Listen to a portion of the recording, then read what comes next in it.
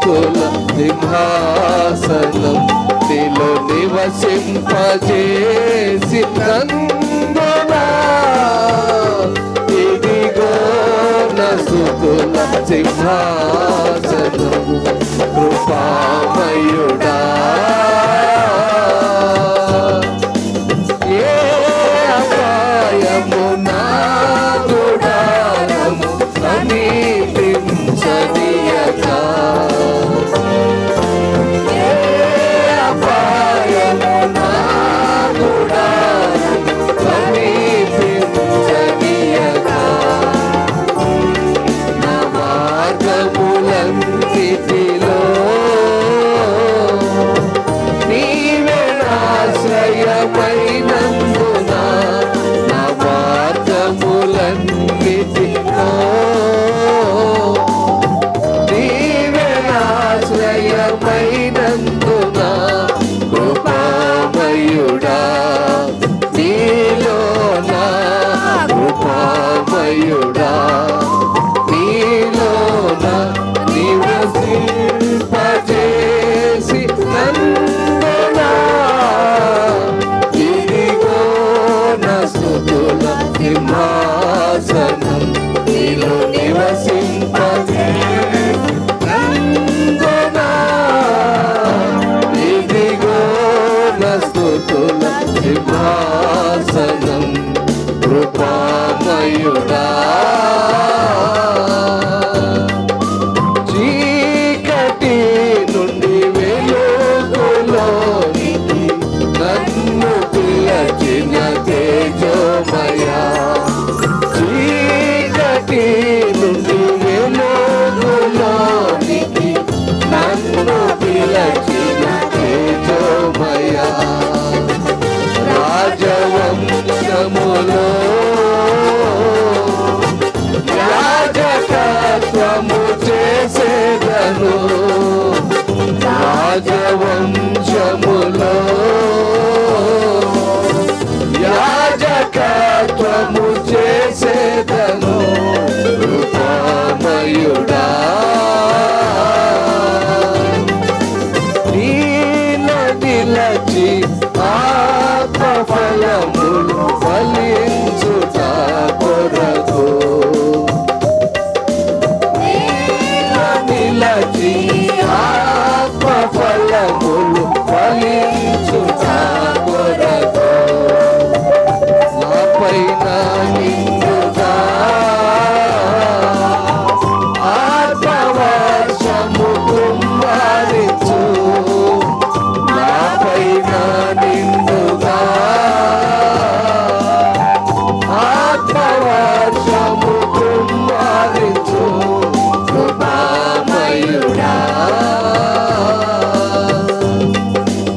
ఏ యోగ్యత లేని నాకు జీవ కిరీటమిచ్చుటకు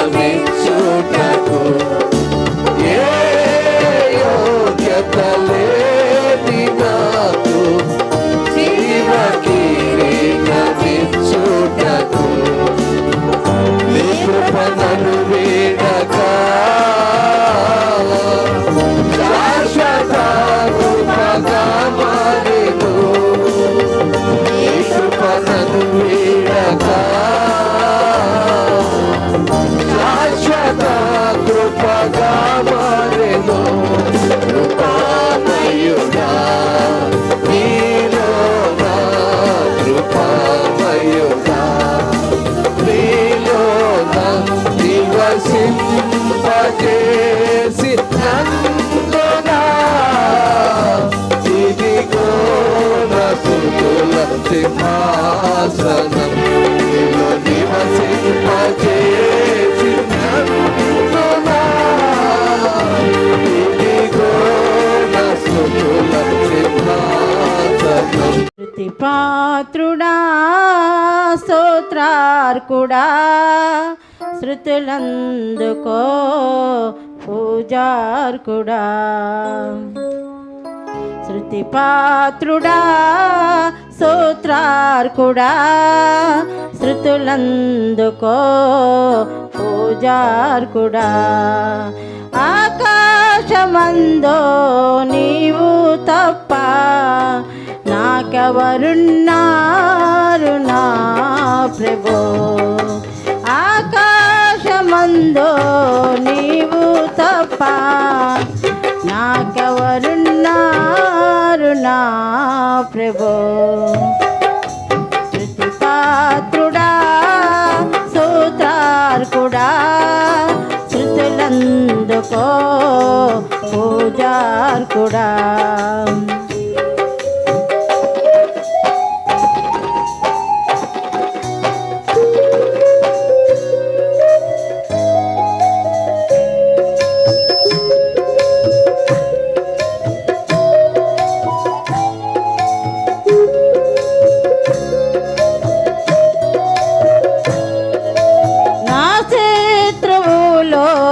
నన్ను తరుముతుండగా నాయాత్మ నాలోన కృంగినే ప్రభు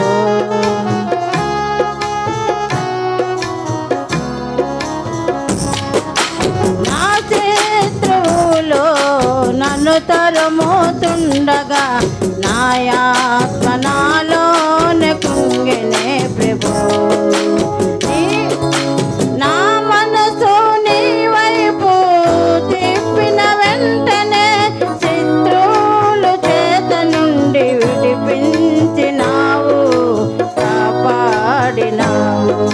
స్తుతిపాత్రుడా స్తోత్రార్కుడా శృతులందుకో పూజార్కుడా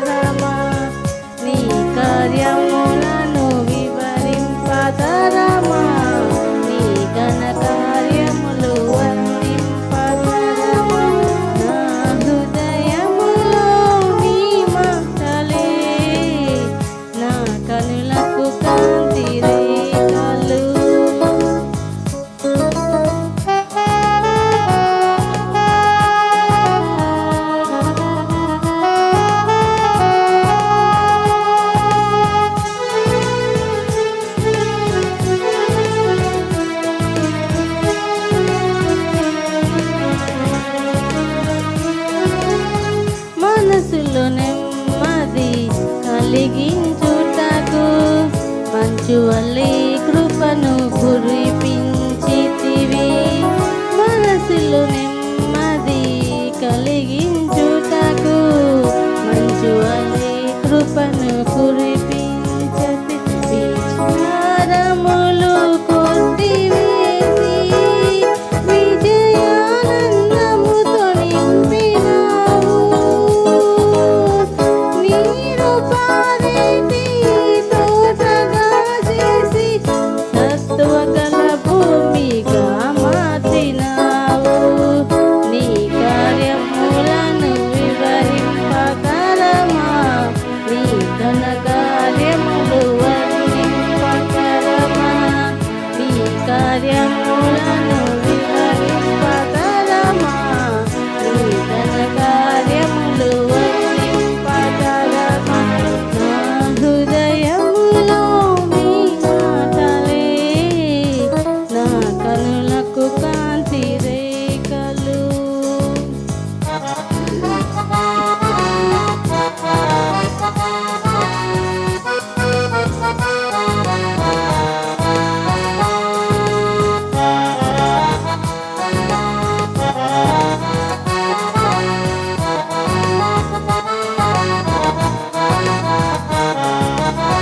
విరజిమ్మే ఉదయ కాంతిలో నిరీక్షణ ధైర్యమును కలిగించితివి విరజిమ్మే ఉదయ కాంతిలో నిరీక్షణ ధైర్యమును కలిగించితి అగ్ని శోధనలు జయించుటకు మహిమాత్మతో నింపినావు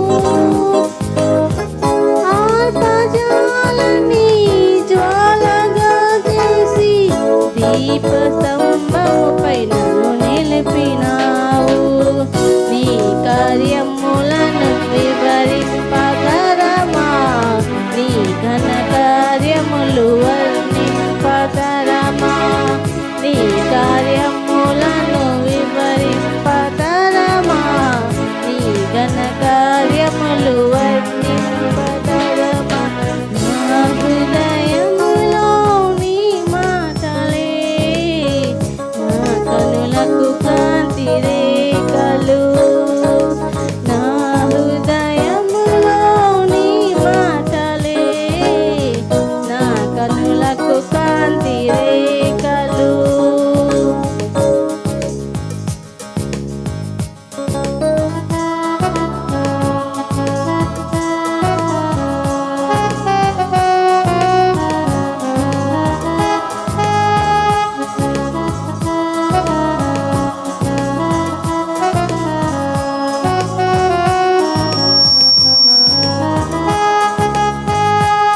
పవిత్రురాలైన కన్యకగా పరిశుద్ధ జీవితము చేయుటకు పవిత్రురాలైన కన్యకగా పరిశుద్ధ జీవితము చేయుటకు పావన రక్తముతో కడిగి పరమానందముతో నింపినావు సిద్ధపడుతున్న వధువుగా చేసి సుగుణాల సన్నిధిలో నన్ను నిలిపినావు నీ కార్యములను వివరింపగలమా నీ ఘన కార్యములు వర్ణింపగలమా నీ కార్యములను వివరింపగలమా నీ ఘన కార్యములు వర్ణింపగలమా నా హృదయములో నీ మాటలే నా కనులకు కాంతి రేఖలు నా హృదయములో నీ మాటలే నా కనులకు కాంతి రేఖలు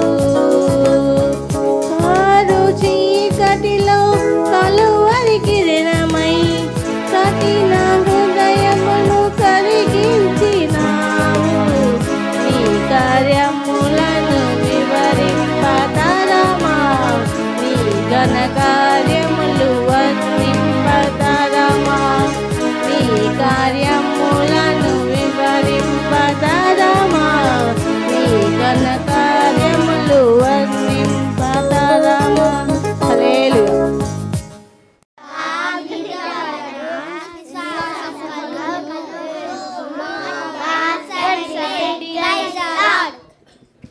నీ ప్రేమతో నన్ను నింపు, భయమో లేదులే, నీ దిగులు పడనులే, భయమో లేదులే, నీ దిగులు పడనులే.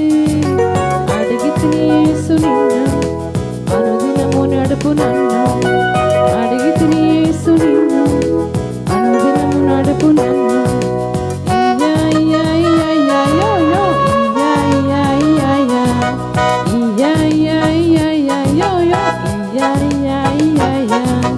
నీ కృప నాకు నింపు, నీ ప్రేమతో నన్ను నింపు, నీ కృప నాకు నింపు, నీ ప్రేమతో నన్ను నింపు. భయమో లేదులే, నీ దిగులు పడనులే, భయమో లేదులే, నీ దిగులు పడనులే. అడిగితే యేసు నిన్ను అనుదినము నడుపు నన్ను, అడిగితే యేసు నిన్ను అనుదినము నడుపు నన్ను.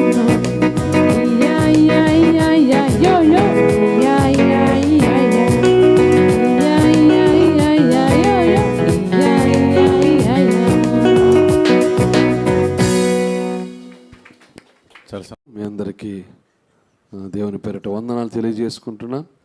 2024 సంవత్సరం అంతా కూడా మరి నా జీవితంలో మరి నా భార్యకు, నా ఇద్దరు బిడ్డలకి, మరి అమ్మకు మరి మంచి ఆరోగ్యాన్ని ఇచ్చి దేవుడు కాపాడాడు.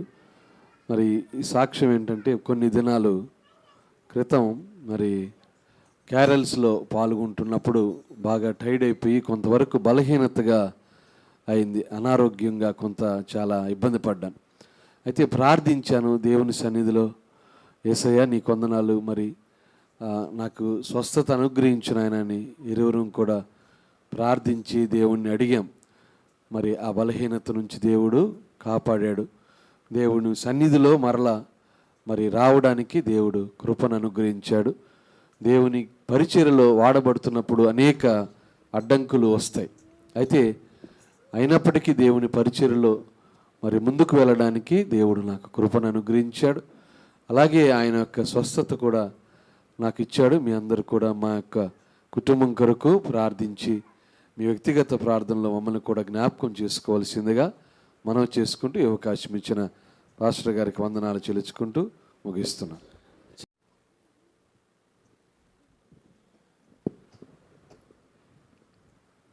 దేవుని నామానికి స్తోత్రములు. 2024 అంతా కూడా మమ్మల్ని కాచి, మా కుటుంబాన్ని, బిడ్డల్ని, మనవ సంతానాన్ని అందరిని కూడా కాచి కాపాడి క్షేమంగా సజీవ లెక్కలో ఉంచి ఆయన మందిరంలోకి మొదటి సండేకి నడిపించిన విధానాన్ని బట్టి దేవాదేవునికి వందనాస్తులు, స్తోత్రాలు చెల్లించుకున్నాను. ఇప్పటివరకు ఇచ్చిన ఆరోగ్యాన్ని, ఆయుష్ని బట్టి వందనాలు. ఇంకను ప్రతి విషయంలో ఆయన చాలిన దేవుడు ఉండి, ఇంకా లివర్ టెస్ట్ కూడా చేసుకోవాలి నేను. ఆ టెస్ట్లో కూడా మంచి రిపోర్ట్ ఇస్తున్న దేవునికి వందనాలు చెల్లించుకుంటూ, ఇంకనూ గొప్ప కార్యాలు చేయబోతున్నందుకు కృతజ్ఞత, స్తుతి, స్తోత్రాలు చెల్లించుకుంటూ, మా కొరకు, మా కుటుంబం కొరకు ప్రార్థిస్తున్న బిడ్డలందరికీ కూడా వందనాలు చెల్లించుకుంటూ ఈ సాక్ష్యాన్ని ముగిస్తున్నాం.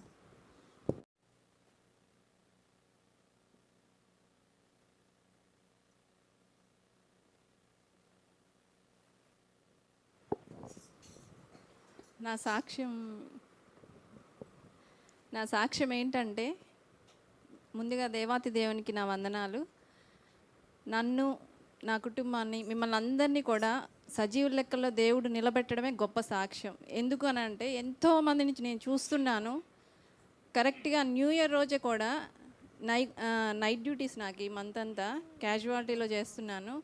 అసలు ఎటువంటి భయంకరమైనటువంటి స్థితిలో ఉన్నటువంటి వాళ్ళని నేను చూస్తున్నానంటే, అసలు నేనేం చేయలేని నిస్సహాయ స్థితి, ఏం చేయలేని పరిస్థితులు, అటువంటి భయంకరమైన పరిస్థితులలో ఉండేటటువంటి వాళ్ళు ఎంతోమంది వస్తున్నారు. చూస్తూ ఉండగానే మన కళ్ళ ముందే చనిపోయేవారు ఎంతోమందిని నేను చూస్తున్నాను. కానీ వారందరిలా కాకుండా దేవుడు మనల్ని అందరినీ మంచి ఆరోగ్యంతో మనల్ని నిలబెట్టడమే మనకు దేవుడిచ్చిన గొప్ప సాక్ష్యం. అదే గొప్ప వరం. అన్నిటికన్నా మంచి ఆయుష్ని పొందుకొని ఉండడమే అన్నిటికన్నా ఆశీర్వాదం. అదే నా సాక్ష్యం. దేవుడు నాకు ఇచ్చిన ఈ సాక్ష్యాన్ని బట్టి వందనాలు, స్తుతులు, స్తోత్రాలు. హల్లెలూయా. దేవునికి స్తోత్రం. పాస్టర్ అమ్మకు వందనాలు. గత 2024 అంతా మమ్మల్ని కాచి కాపాడాడు దేవుడు. ఆయనకి ఎంతో కృతజ్ఞతాస్తుతులు, స్తోత్రాలు, వందనాలు. మేడం గారు చెప్పినట్టు రాత్రి పండుకుంటే ఉదయం లేస్తామని కూడా మనకు నమ్మకం ఉండదు. అలాంటి స్థితిలో నుంచి కూడా మనల్ని మన దేవుడు లేపుతున్నాడు. లేచి మనము మాట్లాడగలుగుతున్నాం, లేచి అడుగు పెట్టగలుగుతున్నాం. ఎందరో ఉదయం చూడలేక గతించిపోతున్నారు, హాస్పిటల్ పాలైపోతున్నారు. మనల్ని అయితే దేవుడు కాపాడుతున్నాడు. అటు కాపాడే దేవుడికి మనం ఎంతగానో రుణపడి ఉండము. ఎంత చేసినా కూడా ఆయన రుణం మనము తీర్చుకోలేము. మనము మందిరానికి వస్తున్నాం, పాతున్నాం, కానీ నా ఆశ ఒక్కటే, ఒక సంవత్సరానికి ఒక ఆత్మనైనా మనము సంపాదించాలి. ఆ ఆత్మను మనం సంపాదించలేకపోతున్నాం. మనం మందిరానికి వచ్చి అర్థంగా తిరిగిపోతున్నాం ఇంటికి. మనం ఎందుకు వస్తున్నామా, మనం దేనికి వస్తున్నామని ఒక్కసారి మన హృదయాన్ని మనమే పరిచయం చేసుకొని, నాయన మేము ఎందుకు మందిరానికి పోతున్నామని మనం ఆలోచించుకోవాలా. కానీ మనం ఆలోచించలేకపోతున్నాము. ఇంకా మీదటైనా దేవుడు మనకు అలాంటి ఆలోచన కలుగజేయమని దేవుడికి విన్నపించుకుంటున్నాను. ఈ 2025లో కూడా దేవుడు మొదట ఆదివారం ఏ రకంగా ఈరోజు ఎంతమంది ఉండారో రాలేకపోతున్నారో వాళ్ళని కూడా దేవుడు రప్పించాలని, వాళ్ళందరూ కూడా 2025 మొత్తం కూడా దేవుడు కాపాడాలా. వాళ్ళు ప్రయాణాల్లో వాహనాలు తోలేటప్పుడు కూడా దేవుడు కాపాడాలా. ఎన్నో ప్రమాదాలు వింటున్నాం, ఎన్నో యాక్సిడెంట్లు వింటున్నాం.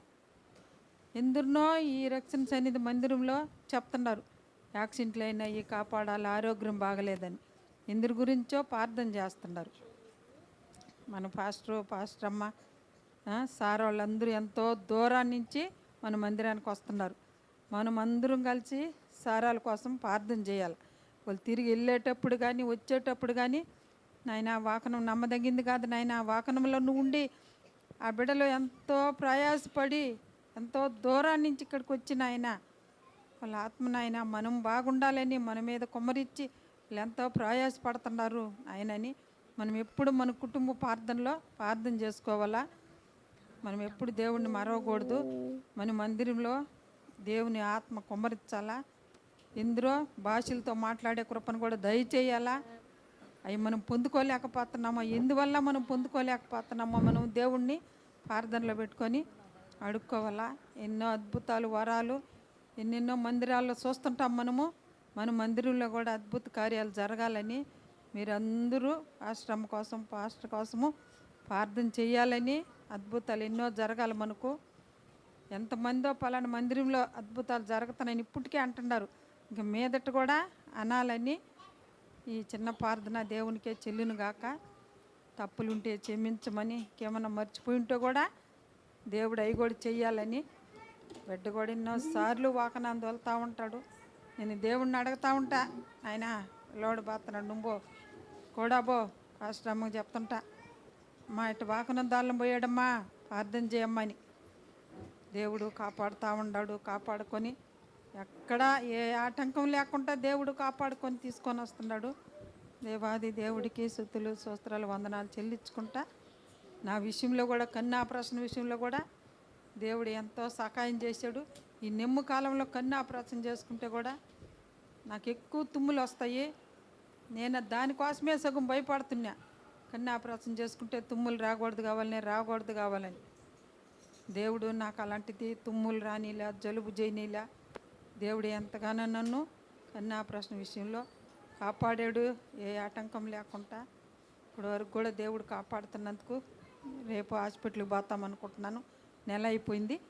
నా కోసం ప్రార్థన చేయమని పాస్టర్ గారికి, పాస్టర్ అమ్మకు అప్పచెప్తున్నా, అందరికి కూడా అప్పచెప్తున్నాను. ఈ అవకాశం ఇచ్చిన దేవుడికి, పాస్టర్కి, పాస్టర్ అమ్మకు వందనాలు చెల్లించుకుంటున్నా. నూతన సంవత్సరాన్ని దేవుడు మనకందరికీ ఇచ్చాడు. అప్పుడే 5 రోజులు గడిచిపోయా. అయితే న్యూ ఇయర్ రోజు ఎలా సంతోషంగా ఉన్నారో అలాగే ఈరోజు మీరందరూ కూడా సంతోషంగా ఆయన సన్నిధిలో ఉన్నందుకు దేవుణ్ణి స్తుతిస్తున్నాము. అయితే ఈ నూతన సంవత్సరం దేవుడు మనకి ఒక బహుమానంగా ఇచ్చాడు. ఎవరన్నా మనకి ఏదన్నా గిఫ్ట్ ఇచ్చారనుకోండి, దాన్ని ఏం చేస్తాం, జాగ్రత్తగా కాపాడుకుంటాం కదా. చిన్నపిల్లలైతే ఇంకా వాళ్ళ బర్త్డే రాకముందే నాకు పలాంది కావాలని చెప్పేసి కోరుకుంటూ ఉంటారు. ఏదైనా మనం గిఫ్ట్ ఇచ్చినప్పుడు చాలా జాగ్రత్తగా దాన్ని మనము కాపాడుకుంటాం, భద్రంగా పెట్టుకుంటాం.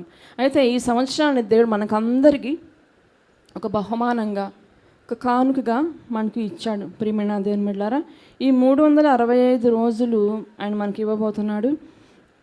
అది ఒక్కొక్క రోజు మనకు ఒక బహుమానంగా ఉండబోతుంది. అందుని బట్టి దేవునికి వందనాలు, కృతజ్ఞతలు తెలియజేసుకుంటున్నాం. అయితే దేవుడు మనకిచ్చిన ఈ బహుమానాన్ని మనం ఎలా కొనసాగించుకోవాలి, ఎలా మనం ముందుకెళ్ళాలో కొన్ని అంశాలు మనము ధ్యానించుకుందాం. ఈ నూతన సంవత్సరంలో కొన్ని మానుకోవాలని, కొన్ని విడిచిపెట్టాలని దేవుడు కోరుకుంటున్నాడు. ఆయనపై ఆనుకోవాలని కోరుకుంటున్నాడు. కొన్ని పనులు మనం పూనుకోవాలని కోరుకుంటున్నాడు. అవి ఏమేంటో మనం ఈరోజు ధ్యానించుకుందాము. మొదటిగా మనం మానుకోవాల్సినవి ఏమైతే ఉన్నాయో మనం వాటిని కొద్దిసేపు ధ్యానించుకుందాము. విడిచిపెట్టవలసినవి ఏమున్నాయి?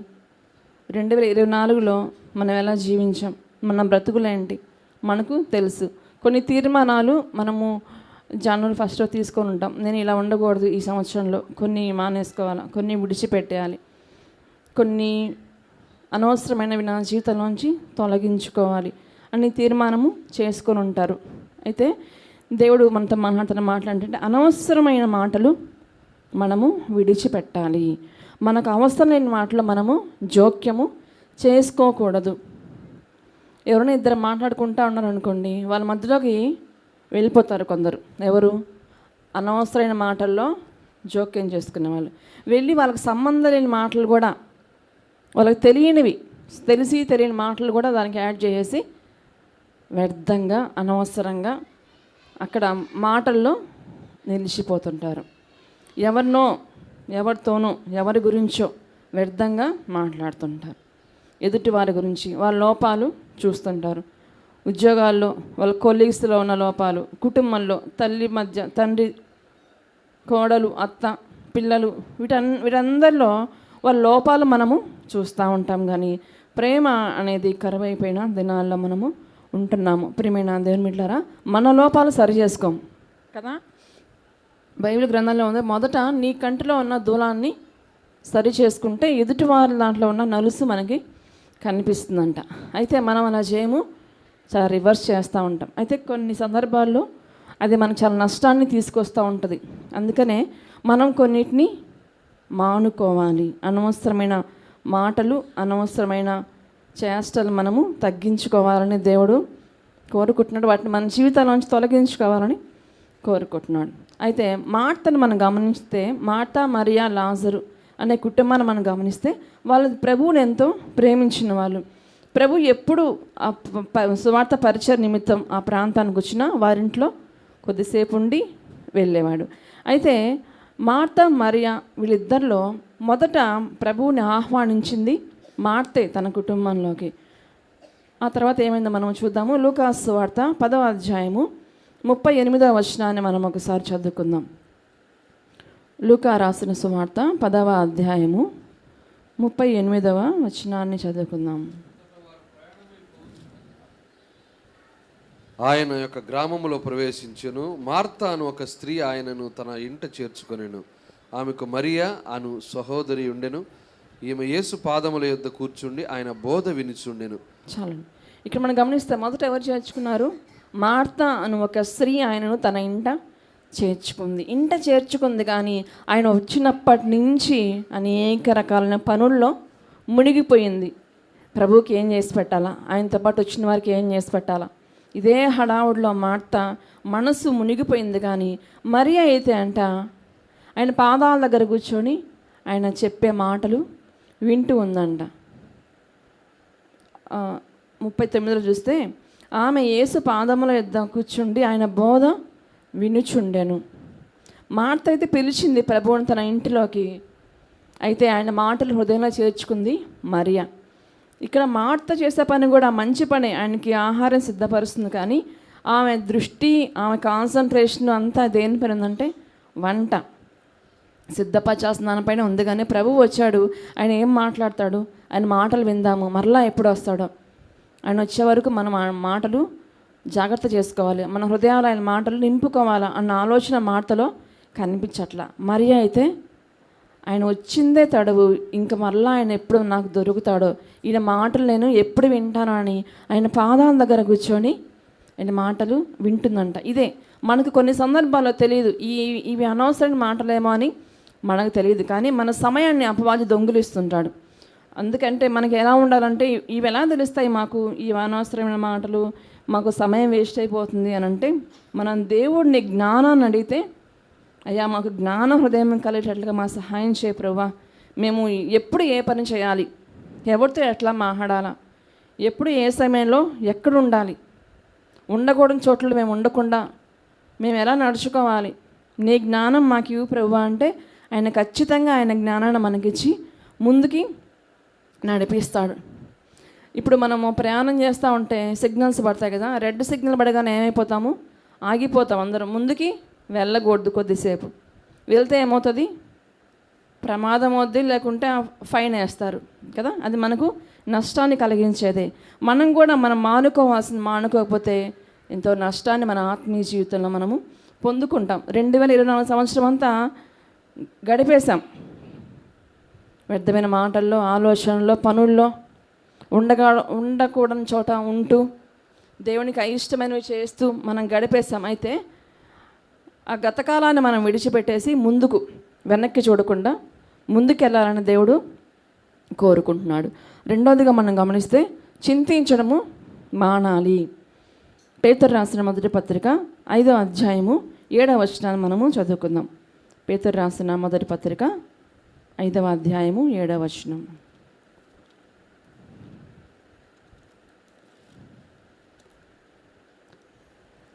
ఆయన మిమ్మల్ని గూర్చి చింతించుచున్నాడు గనుక మీ చింత యావత్తు ఆయన మీద వేయుడి.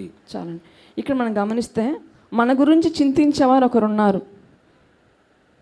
మన చింత యావత్తు ఆయన పైన వేస్తే ఆయన మనకు సమాధానాన్ని ఇస్తాడు. అయితే మనం ఆ మాట మర్చిపోతుంటాం అనేక సందర్భాల్లో. మనకు తెలుసు చింతించకూడదని, బాధపడకూడదని, దేవుని పైన ప్రతి విషయము ఆయనకు అప్పగించాలని మనకు తెలుసు. కానీ అనేక సందర్భాల్లో ఈ చింత అనేది మన హృదయాల్లోకి వచ్చేసి మనలో దేవుని పైన నమ్మకాన్ని తొలగించేస్తూ ఉంది. ఈ చింత, నమ్మకం అనేవి ఎలాంటివంటే, నూనె, నీరు ఇవి ఎప్పుడైనా కలుస్తాయా? నీళ్ళలో నూనె వేసామనుకోండి, నీళ్ళలో నూనె వేసిన అవి కలిసిపోతాయా? పాలు నీళ్ళ కలవు, అవి సపరేట్గానే ఉంటాయి. అలాగా ఈ చింత అనేది మన హృదయంలో ఉంటే దేవునిపై మనం ఉంచాల్సిన నమ్మకం మన హృదయంలో నుంచి వెళ్ళిపోతుంది. అయితే ఏ నమ్మకాన్ని అయితే మనం దేవుని పట్ల కలిగి ఉన్నామో అది మన హృదయంలో నింపుకొని ఉంటే చింత మన హృదయంలోకి చేరదు. భక్తుడు అంటాడు, మత్తయి రాసిన సువార్త 6వ అధ్యాయము 27వ వచనాన్ని మనము చదువుకుందాము. మనం చింతించడం వల్ల మనకు ఏం కలుగుతుందో మనం ఒకసారి తెలుసుకుందాం. మత్తయి రాసిన సువార్త 6వ అధ్యాయము 27వ వచనాన్ని మనము చదువుకుందాము. మీలోనెవడు చింతించుట వలన తన ఎత్తు మూరెడెక్కువ చేసుకొనగలడు? మీలో ఎవడు తన చింతించుట వల్ల తన ఎత్తు మూరెడెక్కువ చేసుకోగలడు? ఎవరైనా చేసుకుంటారా?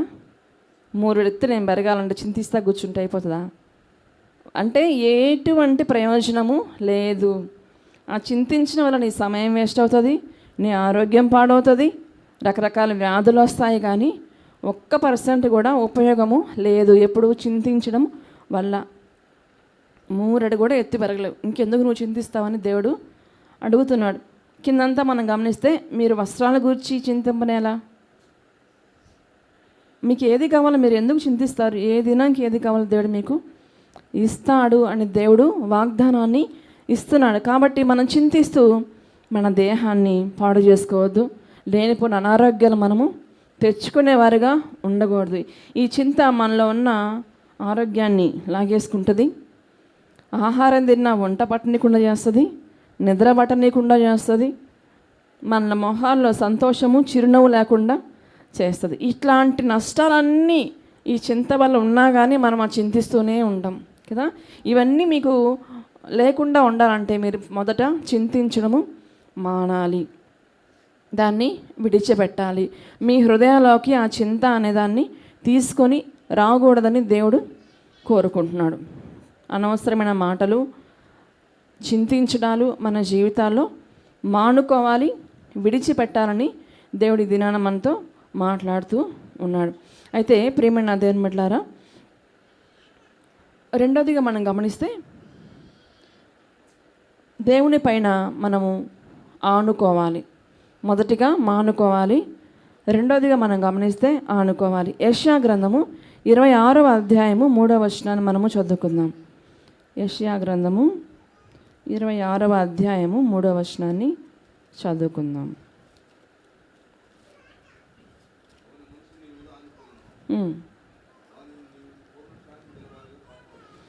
ఎవని మనస్సు నీ మీద ఆనుకును వానిని నీవు పూర్ణ శాంతి గలవానిగా చేయుదువు. మనము ఎవరిపైన ఆనుకుంటున్నామో, దేవునిపై నిజంగా అనుకుంటున్నామా, లేదంటే బలహీనమైన మనుషుల్ని ఆశ్రయంగా చేసుకొని వాళ్ళని సపోర్ట్ పెట్టుకొని ఈ లోకంలో జీవించాలని కోరుకుంటున్నామా? బలహీనమైన మనుషుల్ని మనం ఆనుకుంటే వాళ్ళు ఒక దినాన మనల్ని పడేస్తారు. వాళ్ళు పడ్డమే కాదు, మనల్ని కూడా పడేస్తారు. కాబట్టి దేవుడు అంటున్నాడు, ఆయన పైన మనము ఆనుకొని జీవించేవారుగా ఉండాలని దేవుడు కోరుకుంటున్నాడు. ఆయన పైన ఆనుకున్న ఒక శిష్యుని మనము గమనిద్దాము. యోహాను రాసిన సువార్త 13వ అధ్యాయము 23వ వచనాన్ని మనము చదువుకుందాము. యోహాను రాసిన సువార్త 13వ అధ్యాయము 23వ వచనంలో, ఆయన శిష్యులలో యేసు ప్రేమించిన ఒకడు యేసు రొమ్మున ఆనుకొని ఉండెను. చాలు. ఆయన శిష్యుల్లో యేసు ప్రేమించిన ఒకడు యేసు రొమ్మున ఆనుకొనుచుండెను.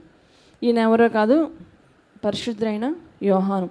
ఈ సువార్త రాసిన యోహానే ఇతని గురించి చెప్పుకుంటున్నాడు. ఆయన శిష్యుల్లో యేసు ప్రేమించిన ఒకడు యేసు రొమ్మున ఆనుకొనుచుండెను. అంటే అతనికి ప్రభు అంటే చాలా ఇష్టం. ఈయన శిష్యులు కూడా ఇష్టమే, కానీ ఈయన చాలా దగ్గరగా ఉండేవాడంట. అందులో శిష్యులందరిలో కూడా చిన్నవాడంట ఈ యోహాను అనే వ్యక్తి. అయితే ఈ ప్రియ సంగమా, ఇతను చివరి వరకు దేవుని ఆనుకునే ఉన్నాడు. ప్రభు వీరితో కొంతకాలమే ఉన్నాడు. అయితే ప్రభువు మీద ఆనుకొని జీవించిన యోహాను తన మరణ పర్యంతము ఆనుకొనే జీవించాడు. ఆయన ఆలోచన పైన, ఆయన కార్యాలపైన దృష్టి మరల్చలేదు యోహాను. కొంతమంది శిష్యులు కూడా ఇతను ఇంకా చనిపోడా, మరణం లేదా అన్న వార్త కూడా ఇతని గురించి వాళ్ళ వచ్చింది. ఎంతగా దేవుని పైన ఆనుకున్నాడంటే, ప్రభు తండ్రి దగ్గరికి వెళ్ళిన తర్వాత శిష్యులందరూ చదిరిపోయారు, ఆయా ప్రాంతాల్లో సువార్తను ప్రకటించారు. అయితే యోహాను తను సువార్త ప్రకటిస్తున్నాడని, దేవుని మాటలు అందరికీ వెదజల్లుతున్నాడని తెలుసుకున్న అధికారులు ఆయన చంపడానికి ఒక పెద్ద నూనె కాగుతున్న ఒక కడాయిలో ఆయన వేసాడంట. బాగా సలసల కాలుతున్న నూనెలో ఆ పరిశుద్ధుని యోహాన్ని వేసినప్పుడు ఆ ఆయిల్ కానీ ఆ వేడి కానీ అతను ఏమీ చేయలేదంట. అందులో స్విమ్మింగ్ చేశాడు అని కొంతమంది చరిత్రకారులు చెప్తారు. అంటే ఆ వేడి అతను ఏమీ చేయలేకపోయింది. అందుకని ఆ రాజు తీసుకెళ్ళాన్ని పద్మాసు దీపంలో, ఎవ్వరు ఏ సంచారం లేని పద్మాసు దీపంలో పెట్టినప్పుడు ఒంటరి వాడే, ఎవరు లేరు యోహాన్తో. అయినా కానీ ప్రభువు మీద ఆనుకున్నాడు కదా, ఆ అనుభవంతో నిజంగా ఆ క్షణంలో కూడా దేవునిపైన ఆనుకొని ప్రకటన గ్రంథాన్ని ఆయన రాయగలిగాడు. దివ్య దేవుని దర్శనాన్ని ఆయన చూశాడు. గొప్ప గ్రంథాన్ని మన ముందు ఉంచాడు. ఎవరు కూడా పరలోకానికి వెళ్ళి వచ్చిన వాళ్ళు లేరు, ఇలా ఉంటుందని చెప్పిన వాళ్ళు లేరు. కానీ దేవుడు యోహాన్ని ఎన్నుకొని ఆ గ్రంథాన్ని మన ముందు పెట్టాడు. ప్రియమైన దేవుని బిడ్డలారా, ఏదన్నా ఒక శ్రమ రాగానే ఎక్కడున్నాడు దేవుడు, ఇంతకాలం నేను ఆరాధించాను కదా, ఇంతకాలం పాటలు పాడాను కదా, వాక్యం చెప్పాను కదా, ప్రార్థన చేశాను కదా, నాకు ఈ శ్రమ ఎందుకు వచ్చింది అనే అనేక సందర్భాల్లో అపవాది మనలో ఉన్న విశ్వాసాన్ని చెడగొడుతూ ఉంటాడు. ఆయన పైన ఆనుకున్న అనుభవంలోంచి మనల్ని తప్పించాలని ప్రయత్నిస్తుంటాడు. అయితే ఎటువంటి శ్రమ వచ్చినప్పటికీ దేవుని పైన మనం ఆనుకొని ఉంటే ఆ శ్రమలోంచి దేవుడు మనకి విడుదలనే ఇస్తాడు, శాంతిని ఇస్తాడు. అది ఎటువంటి శాంతి అంటే పూర్ణ శాంతి, కంప్లీట్గా 100% శాంతిని దేవుడు మనకు ఇస్తాడు. కాబట్టి ఒక శ్రమనగానే మనకు గుర్తు రావాల్సింది ఎవరంటే పక్కింటి వాళ్ళు కాదు. ఫలానా అతనైతే నాకు మేలు చేస్తాడు, ఫలానా వ్యక్తి అయితే నాకు సహాయం చేస్తాడు, నేను ఏ సమయంలో వెళ్ళినా కానీ నా మొర వింటాడు, నేను అడిగింది చేస్తాడు అని మనుషుల్ని మనము నమ్ముకోకూడదు. మనకు శ్రమ వచ్చినప్పుడు మనం నమ్ముకోవాల్సిన వ్యక్తి ఎవరంటే దేవుడే. మనం ఆనుకోవాల్సిన వ్యక్తి ఎవరంటే దేవుడే. ఆపత్కాలంలో మనం నమ్ముకునదగిన సహాయకుడు ఎవరంటే దేవుడే. ఇవన్నీ మనకు తెలుసే, కానీ ఆ శ్రమ, ఆ ఇబ్బంది, ఆ ఇరుకు, ఆ కష్టం వచ్చినప్పుడు తప్పిపోతుంటాం. అందుకే దేవుడు అంటున్నాడు, ఆనుకోండి, నా పైన ఆనుకొని జీవించండి. మీ చుట్టూ పరిస్థితులు ఇబ్బందికరంగా ఉన్నప్పటికీ మీ హృదయంలో గొప్ప శాంతిని నేను ఇస్తాను అని దేవుడు వాగ్దానం ఇస్తున్నాడు. ఆ సమస్యలోంచి ఒక మార్గాన్ని ఆయన క్రియేట్ చేస్తాడు. మార్గం లేని చోట మార్గాన్ని సృష్టిస్తాడు. ఇశ్రాయేలీయులు ఐగుప్తు దేశం నుంచి వస్తూ ఉంటే ఎదురుగా ఎర్ర సముద్రం కనబడింది. ఎవరన్నా మార్గం వేస్తారా? అప్పటికప్పుడు ఏ ఇంజనీర్ అన్నా బ్రిడ్జ్ చేస్తాడా? దేవుడు ఒక క్షణంలో అక్కడ ఒక రహదారిలాగా ఎండిన నేలాగా ఎటువంటి తడి లేకుండా చక్కగా సాగిపోయేలాగా ప్రభువు వారిని నడిపించాడు. ప్రియమైన దేవుని బిడ్డలారా, అలాగే దావీదు జీవితంలో కూడా ఎన్నో మార్లు, ఎన్నో కష్టాలు, నష్టాలు, ఇరుకులు, ఇబ్బందులు వచ్చినప్పటికీ ప్రభువు పైన ఆనుకున్నాడు కనుక దావీదు తన మరణ పర్యంతము దేవునితో జీవించాడు. శత్రువు పక్కనే పొంచున్న సౌలు ఎన్నో మార్లు చంపాలని చూసిన దావీదుని దేవుడు అతను తప్పిస్తూనే వచ్చాడు. అతని చేతులు పడకుండా సహాయము చేశాడు. కాబట్టి దావీదు ఎలాగైతే దేవుని పైన ఆనుకొని జీవించాడు, యోహాను ఎలాగైతే దేవుణ్ణి ఆనుకొని మరణమైనా పర్వాలేదు, నేను నీ కొరకు మరణిస్తాను ప్రభువా, మరణం వచ్చినా నువ్వు నాతో ఉంటే చాలని ఎలాగైతే ఒక సవాలు తీసుకొని ప్రభువు కొరకు జీవించారు, అలాంటి రోషంగా మనం కూడా ఈ 2025లో బ్రతకాలని దేవుడు కోరుకుంటున్నాడు. ప్రియమైన దేవుని బిడ్డలారా, దేవుడు మనకిచ్చిన ఈ గిఫ్ట్, ఈ బహుమానం అనే ఈ 2025 సంవత్సరము దేవుడు మన జీవితాల్లో గొప్ప కార్యాలు చేయాలంటే మనం ఆయన పైన ఆనుకోవాల్సింది. ఆయన పైన మనం ఆనుకుంటే మనము పడిపోము. ఒకవేళ పడిపోయినా ఆయన మనల్ని లేపుతాడు. పరిశుద్ధంగా జీవించడానికి ఆయన మనకు సహాయం చేస్తాడు. ఆయన మీద ఆధారపడితే మనం ఓడిపోము. శ్రమలు వచ్చిన ప్రతి సందర్భంలో భక్తులు దేవుని పైన ఆనుకున్నారు.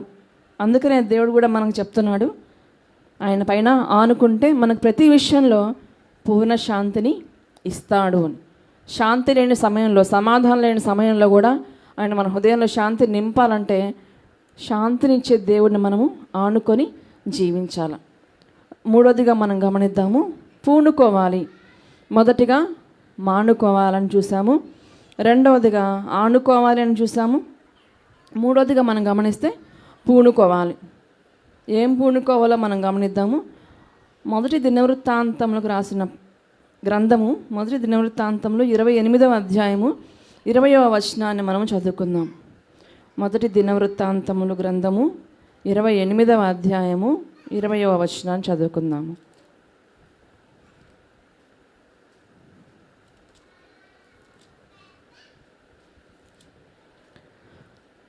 మరియు దావీదు తన కుమారుడైన సొలొమోనుతో చెప్పినదేమనగా, నీవు బలము పొంది ధైర్యం తెచ్చుకొని ఈ పని పూనుకొనుము, భయపడకుండుము, వెరవకుండుము, నా దేవుడైన యెహోవా నీతో కూడా ఉండును.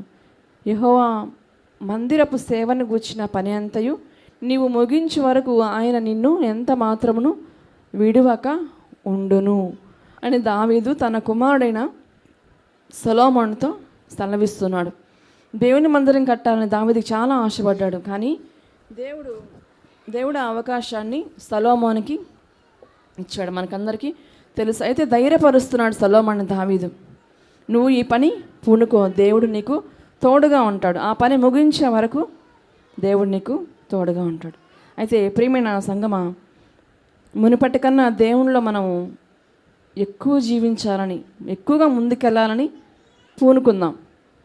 గత సంవత్సరంలో ఏవైతే నేను చేయాలనుకున్నానయ్యా ఈ పని నేను చేయలేకపోయాను, ఇది నీకు బాకీ ఉంది చేయాల్సింది అని అనుకుంటున్నామో ఆ పనులన్నీ చేయడానికి దేవుడు మనకు ఒక అవకాశము ఇచ్చాడు.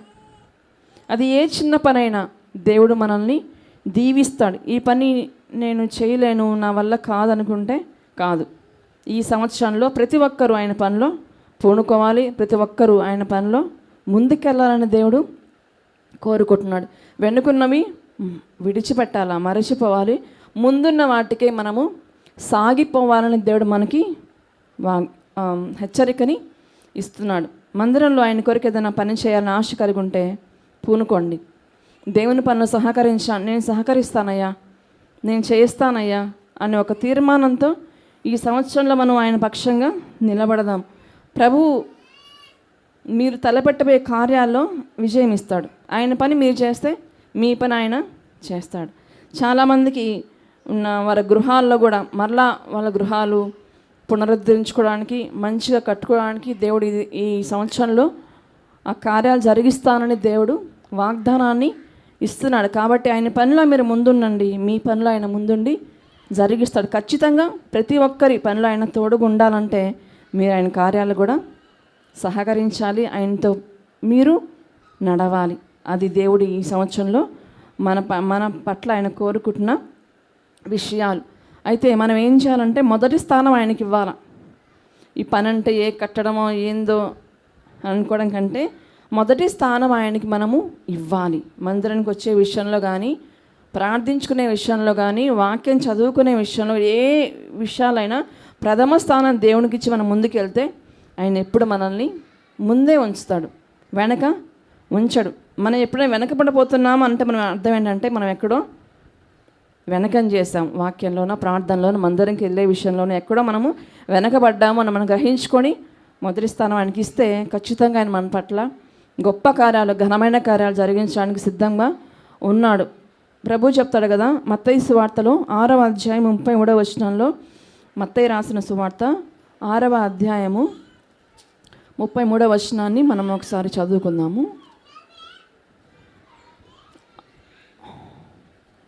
కాబట్టి మీరు ఆయన రాజ్యమును నీతిని మొదట వెతకుడి, అప్పుడు అవన్నీ మీకు అనుగ్రహింపబడును. మొదట ఆయన రాజ్యమును నీతిని వెదకండి, ఆ తర్వాత మీకేం కావాలో అవన్నీ దేవుడు ఇస్తాడు. మొదటి స్థానం ఆయనకి ఇవ్వండి, మిమ్మల్ని ఆయన ముందు ఉంచుతాడు. మొదటి స్థానం ఆయనకి ఇవ్వండి, అన్ని విషయాల్లో మిమ్మల్ని ఉన్నతంగా ఆశీర్వదిస్తాడు. మొదటి స్థానం ఆయనకి ఇవ్వండి, మిమ్మల్ని అనేకుల ఎదుట గొప్ప చేయడానికి మొదలు పెడతాడు. మొదటి స్థానం ఆయనకి ఇవ్వండి, అనేక కన్నుల ఎదుట మిమ్మల్ని గొప్ప చేస్తాడు, అభివృద్ధి చేస్తాడు, ఉన్నతంగా ఆశీర్వదిస్తాడు. ఇది నేను చెప్పే మాటలు కాదు కానీ దేవుడు మనకు ఇస్తున్న వాగ్దానాలు. ఈ సంవత్సరంలో మనము ముందుండాలని ఆయన కోరుకుంటున్నాడు. కొన్ని లాస్ట్ ఇయర్ కొంతమంది వెనకబడ్డారేమో, ఈ సంవత్సరం ముందుండాలి. నేను ముందుండాలి ఆయన పనిలో, ఆయనతో ముచ్చటించే విషయంలో, మొదటిగా ఆయనకి స్థానం ఇచ్చే విషయంలో, మనుషుల కన్నా, భర్త కన్నా, భార్య కన్నా, పిల్లల కన్నా, ఉద్యోగంలో ఆఫీసర్ కన్నా, వాళ్ళకన్నా నేను నా దేవునికి ప్రథమ స్థానం ఇస్తాను. మొదటిగా ఆయనతో నేను మాట్లాడతాను, మొదటిగా ఆయన నేను కలుసుకుంటా అన్న తీర్మానం మనం చేసుకొని ముందుకెళ్ళాలని దేవుడు కోరుకుంటున్నాడు. అయితే ప్రియమైన సంగమా, మనము విడిచిపెట్టాల్సిన ఇంకా చాలా ఉన్నాయి కదా. కొంతమంది గర్వ హృదయము కలిగి ఉంటారంట. హిజ్కియా కూడా ఆయన కష్ట సమయంలో నువ్వు ఇంకా ఇల్లు చక్కబరుచుకో అని యెషయా ద్వారా దేవుడు మాట పలికినప్పుడు గోడ వైపు తిరిగి, అయ్యా నన్ను జ్ఞాపకం చేసుకో అని పశ్చాత్తాపడి ప్రార్థించినప్పుడు దేవుడు 15 సంవత్సరాల ఆయుష్ని హిజ్కియాకి ఇస్తాడు. అయితే ఆరోగ్యం పొందుకున్న తర్వాత హిజ్కియాలో ఒక గర్వ హృదయము ప్రవేశిస్తుందంట. తనకు కలిగిన ఆధిక్యతలను బట్టి, ఆయనకు కలిగిన పేరు ప్రఖ్యాతులను బట్టి అందరూ ఆయన పొగుడుతుంటే, ఆయన కలిగిన దాన్ని, శత్రువులపై విజయాన్ని ఆయనంతా చూసుకొని ఒక గర్వం ఆయన హృదయంలోకి వచ్చేస్తుందంట. అప్పుడు దేవుడు మళ్ళీ వాళ్ళ జీవితానికి ఎంటర్ అయ్యి ఒక క్షామం లాంటిది వాళ్ళకి కురిపిస్తాడు. ఎందుకంటే హిజ్కియా, నువ్వు ఆరోగ్యం పొందుకోక ముందు చాలా పశ్చాత్తాపడ్డావు, ఆరోగ్యం నేను ఇచ్చాక గర్వం నీ హృదయంలోకి ప్రవేశించింది, కాబట్టి నేను నా కోపాన్ని మీ పైన చూపిస్తాను అన్నప్పుడు మరలా వాళ్ళు సెట్ చేసుకొని వారి జీవితాలు బాగు చేసుకున్నట్లుగా మనము చూడవచ్చు. అయితే ప్రియమైన దేవుని బిడ్డలారా, మన జీవితంలో గర్వ హృదయము మనకు వచ్చేస్తే నాశనానికి ముందు ఏం నడుస్తుందంటే గర్వము నడుస్తుంది. కాబట్టి ఈ గర్వ హృదయం ఏమీ లేకపోయినా ఏమున్నా మనం దేవుని అందే ఆనందిస్తూ ముందుకెళ్ళాలని దేవుడు కోరుకుంటున్నాడు. కొన్ని మనం విడిచిపెట్టాల్సినవి ఏమున్నాయంటే, ఈ సంవత్సరంలో మీకు కలిగిన దాంతో తృప్తి కలిగి ఉండండి. వాళ్ళని చూసి వేరే చూసి నాకు అది లేదు ఇది లేదని అప్పులు చేసి భారాలు పెంచుకోవద్దు. మీ ఖర్చులో తగ్గట్టుగానే, మీ జీవనానికి తగ్గట్టుగానే మీరు మీ జీవితాన్ని కొనసాగించండి. మీకు ఇంకేదైనా అవసరమైతే దేవుడు ఇస్తాడు కాబట్టి, కానీ అనవసరమైన అప్పులు చేసి వాళ్ళని ఇబ్బంది పెట్టి మీరు ఇబ్బంది పడి అలా చేయకూడదని దేవుడు సెలవిస్తాడు. కాబట్టి మనలో ఇంకా ఏం మానుకోవాలా, ఏం విడిచిపెట్టాలి, దేవునికి అవిధేయులుగా ఏమున్నాయి మనం గ్రహించుకుందాం. ఇంకో మాట మనం గమనిస్తే తిమోతికి రాసిన మొదటి పత్రిక 4వ అధ్యాయం 7వ వచనంలో కూడా మనం ఒక మాటని గమనించవచ్చు. 1 తిమోతి 4:7. అపవిత్రములైన ముసలమ్మ ముచ్చట్లను విసర్జించి దేవభక్తి విషయంలో నీకు నీవే సాధకము చేసుకొనుము. అపవిత్రములైన ముసలమ్మ ముచ్చట్లు ఇవంటే చాలా ఇష్టం చాలామందికి కదా. ఎక్కడైనా ఒక ఫ్రెండ్ పరిచయం అయ్యారనుకోండి, ఏదో షాప్లోనో ఇంకెక్కడో వాళ్ళతో అపవిత్రమైన ముసలమ్మ ముచ్చట్లు పెట్టుకుంటాం. వాళ్ళు ఎలాంటి వారంటే దేవుని ఎరిగిన వారని తెలిసినా కానీ, మన విశ్వాసాన్ని వాళ్ళు వెనక్కి లాగుతారని తెలిసినా కానీ వాళ్ళతో ముందుకెళ్తూ ఉంటాం. అయితే అవి కూడా తొలగించుకోవాలని దేవుడు కోరుకుంటున్నాడు. కాబట్టి మనతో చాలా దేవుడు మాట్లాడాడు కదా, ఏవే మానుకోవాలని. మొదటిగా వ్యర్థమైన ఆలోచనలు, చింతించడము. ఇప్పుడు గమనిస్తే గర్వపు మాటలు, గర్వపు హృదయము, ముసలమ్మ ముచ్చట్లు, ఇంకా అనేకమైనవి ఉన్నాయి. ఈ భారాలన్నీ మనం వేసుకొని అదొక మూటలా తయారయ్యి మనం భుజాన్ని వేసుకొని మనం ముందుకు వెళ్ళామనుకో, ఈ ఆత్మీయ యాత్రలో, ఈ పరుగు పందెంలో మనము పరిగెత్తలేం. ప్రతి భారాన్ని ఏం చేయాలంట, మనం మొట్టమొదటిగా చదువుకున్న వాక్యంలో, ప్రతి భారాన్ని సులువుగా చిక్కులు పెట్టే పాపాన్ని విడిచిపెట్టి విశ్వాసమునకు కర్తయు దాన్ని కొనసాగించువాడినైనా యేసు వైపు చూచుచూ ఈ పరుగు పందెంలో ముందుకి ఓపికతో పరిగెత్తాలంట. చాలా బరువు వేసుకొని పరిగెత్తలేం కదా, ఇవన్నీ మనకి బరువులే. ఇవన్నీ అక్కడ పక్కన పెట్టేసి ఓపికతో ఆయన వైపు చూస్తూ, ఆయన సిలువ వైపు చూస్తూ, ఎంత భారంతో ఎంత సహనంతో ఆ సిలువ శ్రమను భరించాడో అదంతా మనం చూస్తూ ముందుకెళ్తూ ఉంటే దేవుడు ప్రతి విషయంలో మనకి విడుదలిస్తాడు, విజయం ఇస్తాడు, నడిపిస్తాడు, అభివృద్ధిని ఇస్తాడు. ఏవైతే కార్యాలు 2024 సంవత్సరం జరగలేదు అనుకుంటున్నారో, ఈ వచ్చిన సంవత్సరం దేవుడు ప్రతి విషయంలో విజయం ఇస్తాడు. మీకు అందరికీ ఆరోగ్యం ఇస్తున్నాడు. మీరు ఏవైతే కార్యాలు తలపెట్టాలనుకుంటున్నారో వాటన్నిటిలో విజయం ఇస్తాడు. అయితే మీరు చేయాల్సిన పని ఏంటంటే విడిచిపెట్టాలి. మొట్టమొదటిగా మానుకోవాలి, రెండవదిగా ఆనుకోవాలి, మూడవదిగా ఆయన పని పూనుకోవాలి. కాబట్టి ఈ విధంగా జీవిస్తూ మనం ఈ సంవత్సరంలో ముందుకెళ్ళాలని దేవుడు కోరుకుంటున్నాడు. దేవుడి కొద్ది మాటలు మన వినికిడిలో దీవించి ఆశ్రయించినాక